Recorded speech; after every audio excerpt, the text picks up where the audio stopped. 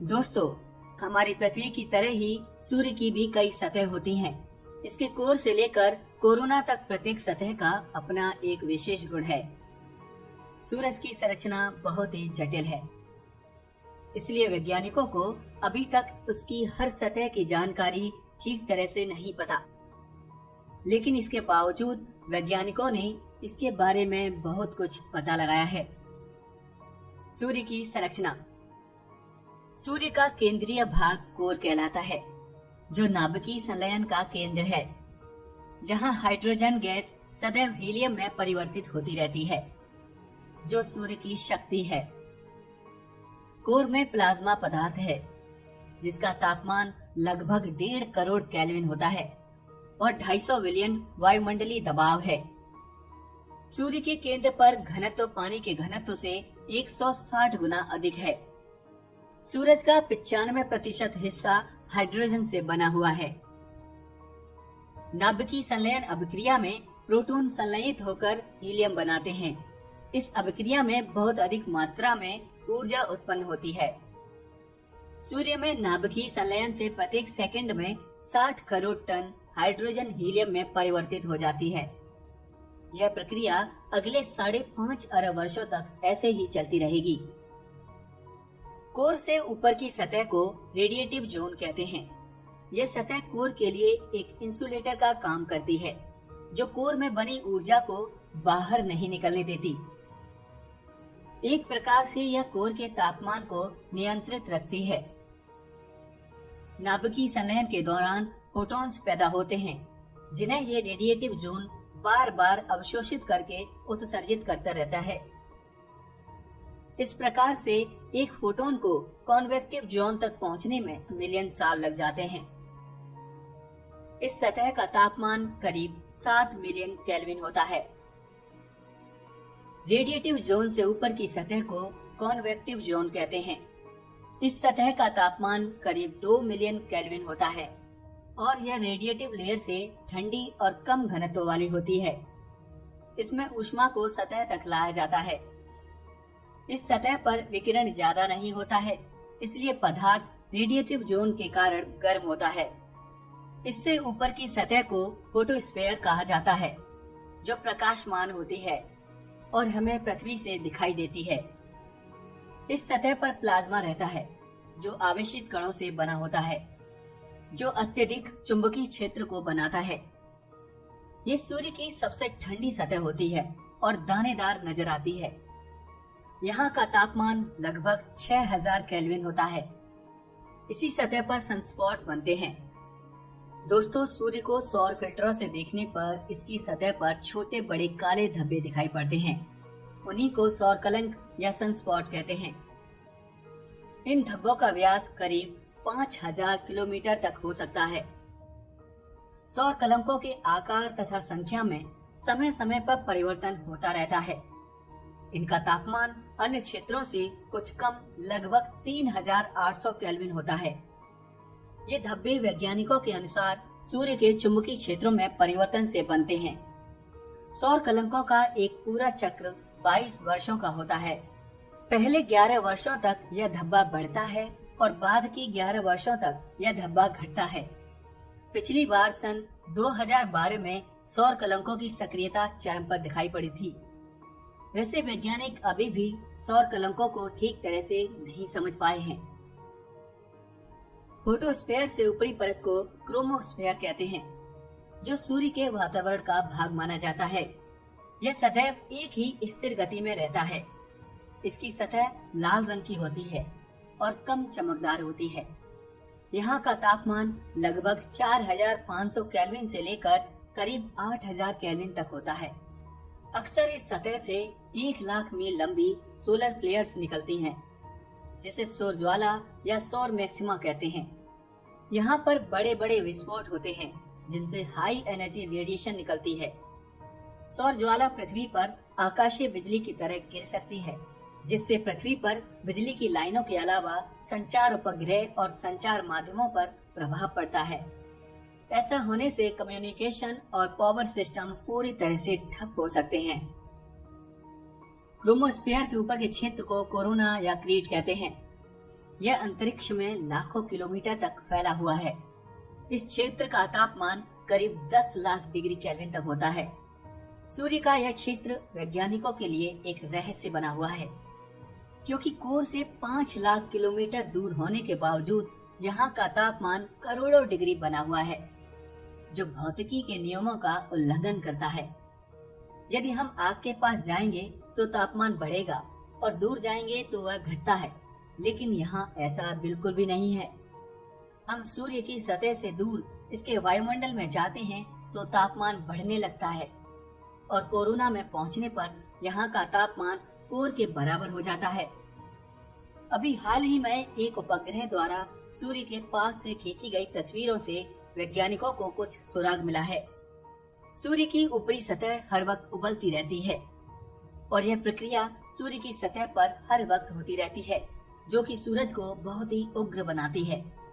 साथ ही इसकी ध्वनि बहुत तेज और कोलाहलपूर्ण होती है। सूर्य की यह उग्रता इतनी मात्रा में ध्वनि ऊर्जा उत्पन्न करती है जो कोरोना को करोड़ों डिग्री तक गर्म कर सके। वैज्ञानिकों का मानना है कि ध्वनि तरंगे और सूर्य का चुंबकीय क्षेत्र की ऊर्जा का संयोग ही कोरोना के अत्यधिक गर्म होने के लिए उत्तरदायी है। सूर्य की सतह कोरोना को केवल सूर्य ग्रहण के समय ही देखा जा सकता है। सूर्य ग्रहण तब होता है जब चांद धरती और सूरज के मध्य आ जाता है। धरती पर हर जगह 360 दिनों में एक बार सूर्य ग्रहण अवश्य होता है और यह ज्यादा से ज्यादा 20 मिनट तक ही रहता है। दोस्तों, इसकी कोर में बनी ऊर्जा को सतह तक आते आते 1,70,000 साल लग जाते हैं। इसका मतलब हम कह सकते हैं कि जो हम आज धूप ले रहे हैं वो 1,70,000 साल पहले बनी थी। दोस्तों, सूर्य गर्मी और प्रकाश के अलावा भारी मात्रा में सोलर विंड या सौर वायु उत्पन्न करता है, जिसमें इलेक्ट्रॉन और प्रोटॉन जैसे कण होते हैं जो 450 किलोमीटर प्रति सेकंड की रफ्तार से बहते हैं। सौर वायु और सौर ज्वाला की वजह से अधिक ऊर्जा के कणों का प्रभाव होता है, जिनकी रफ्तार इतनी तेज होती है कि ये सूर्य के शक्तिशाली गुरुत्व से भी बाहर निकल जाते हैं। सौर वायु से ध्रुवीय क्षेत्रों में सुंदर अरोरा बनते हैं। ऐसा बनने का कारण जब आवेशित कणों वाली सौर वायु धरती के चुंबकीय क्षेत्रों से टकराती है तो धरती के वातावरण में नाइट्रोजन, ऑक्सीजन गैसों और प्लाज्मा कणों के टकराने से निकलने वाली ऊर्जा हरे रंग की रोशनी जैसी दिखती है। अरोरा केवल धरती पर ही नहीं और ग्रहों पर भी बनते हैं। सूर्य का अंत। सूर्य हमारे सौरमंडल का एक चमकता सितारा है जो हमारी धरती पर जीवन देने के साथ साथ तबाही मचाने में पूरी तरह सक्षम है। इस बात पर हमें यकीन हो या ना हो, लेकिन ये पूरी तरह सच है। दोस्तों, हमारा सूर्य हमेशा जिंदा नहीं रहेगा और एक न एक दिन इसे भी मरना होगा।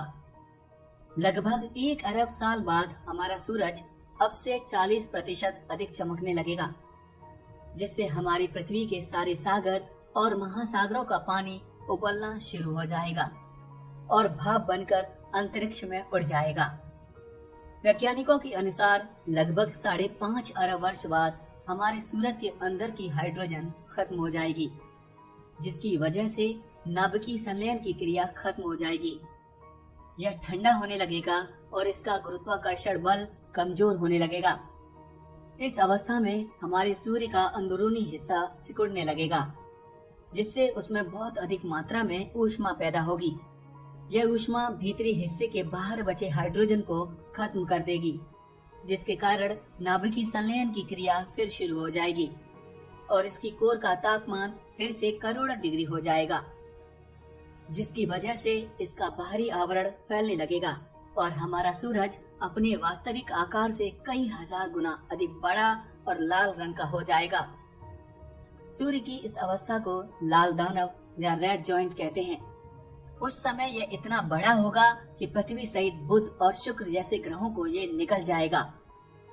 उस समय अगर हमारी पृथ्वी सूर्य का ग्रास बनने से बच भी जाए तो हमारी पृथ्वी पर तापमान इतना अधिक हो जाएगा कि पृथ्वी पर मौजूद हर एक चीज एक दहते लावे में बदल जाएगी। उसके करोड़ों सालों बाद सूर्य की बाहरी सतह इतनी अधिक अस्थिर हो जाएगी कि उसमें एक भयंकर विस्फोट होगा और उसका सारा द्रव्य राशि अंतरिक्ष में फैल जाएगा। लेकिन उसका गर्म क्रोड सुरक्षित रहेगा, जो हमारी पृथ्वी का आकार का होगा। यह क्रोड धीरे धीरे ठंडा होकर राख में बदल जाएगा और उस समय हमारा सौर मंडल ठंडा हो जाएगा और पूरी तरह से अंधेरे में तब्दील हो जाएगा। उस समय हमारी पृथ्वी पर जीवन नहीं होगा और इस तरह हमारे सूरज का अंत हो जाएगा। लेकिन दोस्तों, हमें अभी डरने की जरूरत नहीं है, क्योंकि इस विनाश से बचने के लिए हमें अभी अरबों साल मिले हैं। इसरो का आदित्य L1 सूर्य के रहस्यों को जानने और समझने के लिए वैज्ञानिक कई सालों से सूर्य पर रिसर्च कर रहे हैं। वैसे तो कई देशों ने सूर्य पर अपने उपग्रह छोड़ रखे हैं, लेकिन भारत भी अंतरिक्ष में एक लंबी छलांग लगाने जा रहा है। दोस्तों, सन 2019 तक भारतीय अंतरिक्ष अनुसंधान संगठन इसरो सूरज पर अपना पहला सैटेलाइट आदित्य L1 छोड़ेगा, जो वहां जाकर सौर कोरोना के अत्यधिक गर्म होने और सौर हवाओं की गति बढ़ने जैसी प्रक्रियाओं को समझने में मदद करेगा। इसके साथ ही यह उपग्रह सौर ज्वालाओं के कारण धरती के मौसम पर पड़ने वाली बाधाओं का भी अध्ययन करेगा, जिसकी वजह से इसरो भविष्य में सौर हवाओं और सौर ज्वालाओं से अपने सैटेलाइट्स की रक्षा कर सकेगा।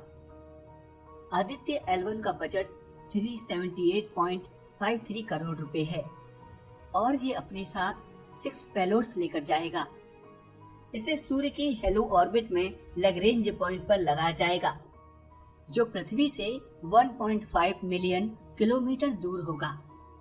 ऐसा करने से आदित्य L1 लगातार सूर्य पर नजर रख सकेगा और सूर्य ग्रहण के समय भी सूर्य उसकी नजरों से ओझल नहीं हो पाएगा। लैग्रेंज पॉइंट सूर्य के केंद्र से पृथ्वी के केंद्र तक एक सीधी रेखा खींचने पर जहां सूर्य और पृथ्वी का गुरुत्वाकर्षण बल समान होता है, वह लैग्रेंज पॉइंट कहलाता है। हम जानते हैं कि सूर्य का गुरुत्वाकर्षण बल पृथ्वी की तुलना में बहुत अधिक है। अगर हम किसी वस्तु को उस रेखा के बीच में रख देंगे तो सूरज उस वस्तु को अपनी ओर खींच लेगा और वो वस्तु सूर्य में समा जाएगी। दोस्तों, हमें यह पता होना चाहिए कि कोई वस्तु अगर सूर्य के 20,22,000 किलोमीटर के दायरे में आती है तो सूरज उसे अपनी ओर खींच लेता है। लैग्रेंज पॉइंट पर सूर्य और पृथ्वी के गुरुत्वाकर्षण बल समान होते हैं। इस अवस्था में ना तो कोई वस्तु सूर्य की तरफ जाएगी और ना ही पृथ्वी की ओर। इस तरह वो वस्तु बीच अधर में ही लटकी रहेगी। लैग्रेंज पॉइंट को L1, L2, L3, L4 और L5 से दर्शाया जाता है।